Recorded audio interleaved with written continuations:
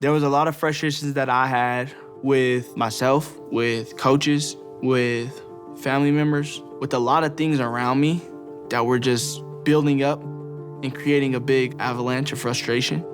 I could have done a better job at just not assuming that all is well in Kody's situation.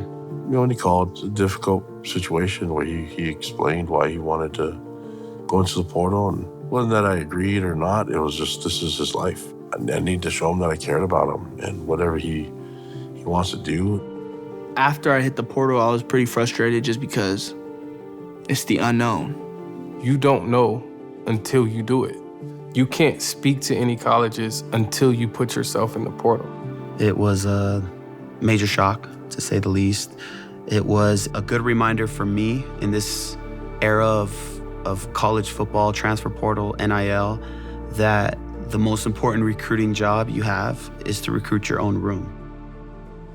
Kody started at a very young age. I have to give that to his father. I don't even think he was 2 yet. And I was just messing around, like tossing him the ball. And he literally like caught it like you're supposed to catch a football. So I was in drills, like intense drills, like doing ladders, cone drills at about 5, 6 years old, learning about coverages and the details of football at a very young age, which kind of made it a little bit hard for me just because my focus was so centralized on football. I just felt that at times I didn't get to live every other kid's dreams, which is chasing butterflies in the outfield of a baseball field, so. There was a point where I think he was just overwhelmed. Going into my senior season, I didn't want to play football anymore just because I felt like I wanted to start, doing things that I would see on movies and from my peers around me.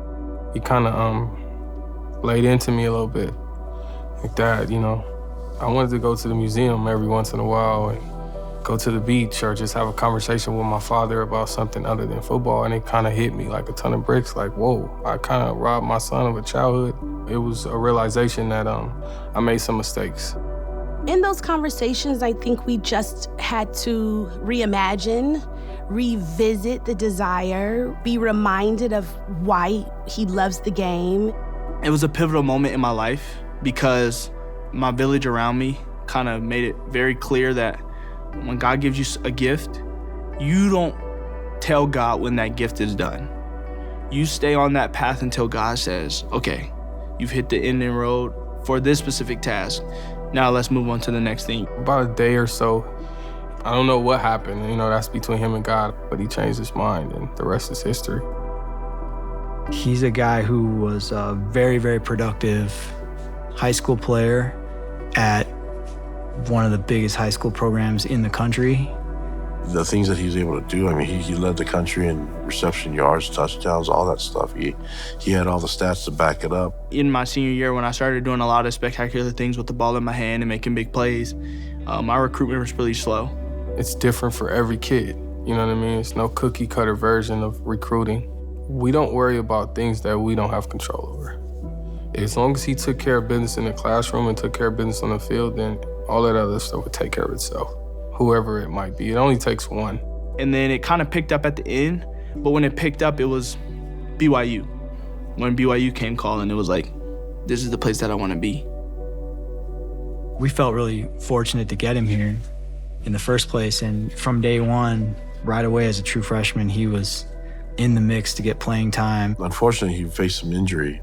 I think that was a huge blow for him to deal with, where it was just like really knocked him down to his knees. And he was hurt for almost 2 years and had to battle through some surgeries and a lot of frustration. I went to rehab a day after I hit the portal. And I was talking to this guy, and he said something super pivotal. If a man builds something, why not share it? And instantly in that moment, I thought, this has been a culmination of me, just building with my coaches, building with my teammates, building with the university, the fan base, the culture. Why wouldn't I want to stay here and share that with other people that are going to come along this journey? We talked about why Kody chose BYU. He didn't choose it because it was big. He chose it for other reasons. And he's still that same person. if I just go away, that's just another guy that transferred out of here and left. That's not a hero, a warrior for the people that I built a connection with here. So I feel like, why would I not share that? I told you I want to make a change. I want to be somebody that's 5,000 years from now, they still remember Kody Epps from BYU. That's why I didn't leave BYU. That's why I stayed here. I think it was a spur-of-the-moment decision. I don't think he regrets it, because we don't do that. I think that he learned from it, and I think he appreciates the lessons that he learned from. I don't want him to carry the weight of the world on his shoulders, that people might view him a little bit differently because of a personal decision that he made. You know, going through the adversity that he's been through, I'd like to see him collect on the sacrifices that he's made, and this is just me wanting more for him. I just want him to feel and know that the people who really love him and support him just want to see him at his best self and the best version of himself. And so I want him to bring the energy like he has, have a wonderful smile on his face that he always brings, play with the passion that he plays with, because we're a much better team when Kody is his best self. Coming back, finding my rhythm.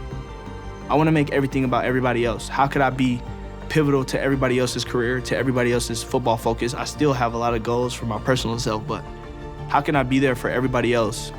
Because, you know, you have a frustrated and you know, I could say like a weak moment, and come back resilient and strong and just prove to everybody that I'm here and there's nowhere else that I would rather be.